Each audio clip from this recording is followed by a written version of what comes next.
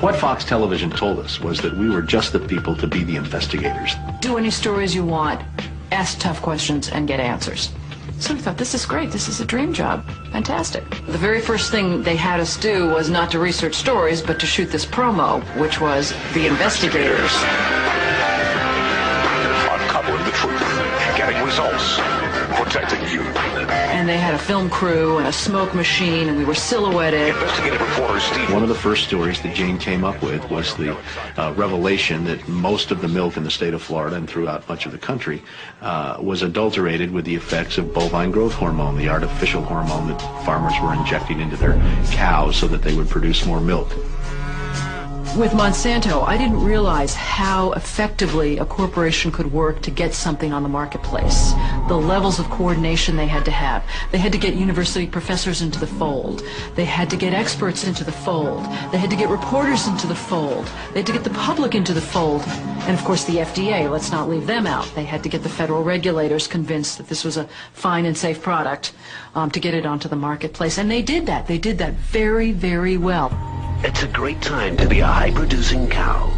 Posilac One Step, bovine somatotropin by Monsanto. The federal government basically rubber-stamped it before they put it on the marketplace. The longest test they did for human toxicity was 90 days on 30 rats. Posilac is the single most tested new product in history and is now available to you specifically so you can increase your profit potential. And then either Monsanto misreported the results to the FDA, or the FDA didn't bother to look in depth at Monsanto's own studies. The scientists within Health Canada looked very carefully at bovine growth hormone and came to very different conclusions than the Food and Drug Administration in the U.S. did. Monsanto's engineered growth hormone did not comply with safety requirements. It could be absorbed by the body and therefore did have implications for human health. Mysteriously, that conclusion was deleted from the final published version of their report. They knew there were problems. They saw serious potential human health problems, and they stood up in Canada and said, we're not going to approve this because we don't believe it's safe. We have been pressured and coerced to pass drugs of questionable safety, including the RBST. I personally was very concerned that there's a very serious problem of secrecy, conspiracy, and things of that nature, and something needs to be done. The FDA was then on the hot seat. They had to come up with an answer. They didn't come up with a good one. And they never took the opportunity then. I mean, what would they do? Pull it off the market and say we need to now do the job that we didn't do the first time? They didn't do that. We wrote the story. We had it ready a week beforehand. They had bought ads. Farmers in the milk industry say it's safe, but studies suggest a link to cancer. Don't miss this special report from the investigator. That Friday night before the Monday this series was to begin, the fax machine spit out a letter from this very high-priced lawyer in New York that Monsanto had hired. It contained a lot of things that were just off-the-wall false, just demonstrably false. But if you didn't know the story and you didn't know how we had gone about producing it, would have scared you as a broadcaster, as a manager. And they decided that they would pull the story and they would just check it one more time. But the bottom line was that there was no factual errors in that story. Both sides had been heard from. Both sides had had an opportunity to speak. 1 week later, Monsanto sent the second letter.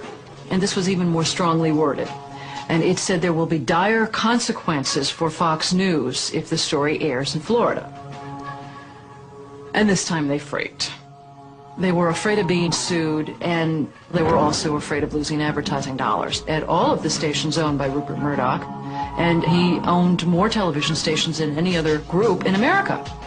That's 22 television stations. That's a lot of advertising dollars for Roundup, aspartame, NutraSweet, and other products.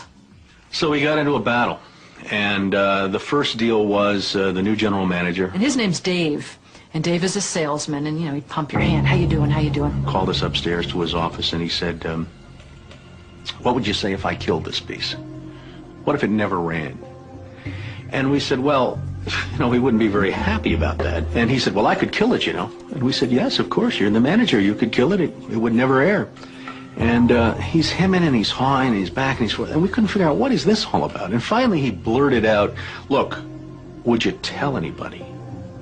You know, I said, I'm not going to lie for you. About a week later, calls us back to the office and says, okay, we'd like you to make these changes.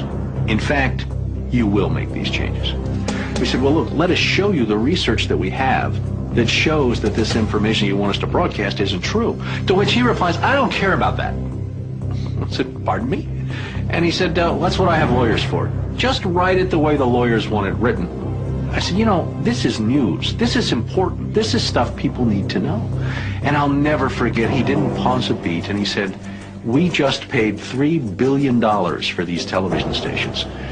We'll tell you what the news is. The news is what we say it is. I said, I'm not doing that.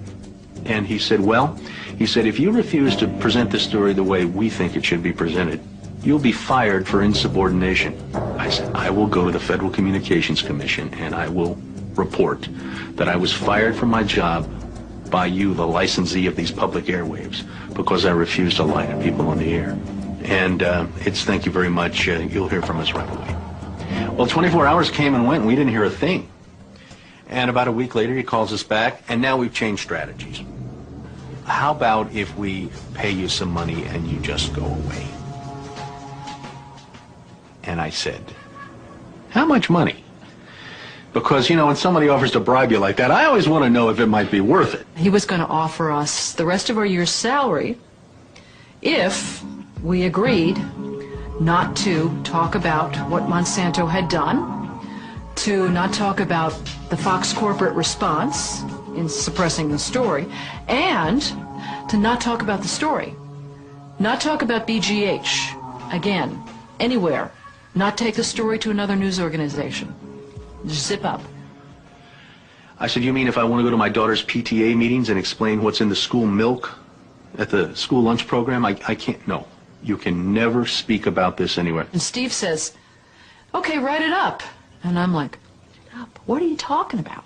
Write it up. And I didn't say anything. And Dave, he wrote it up. And he FedExed it to us a couple days later. And he said, are you going to sign? And we said, nah, Dave, we're not going to sign that. And he said, well, send it back, okay? I said, no, Dave, we're not going to send that back. It was, okay, we can't buy you out. We can't shut you up.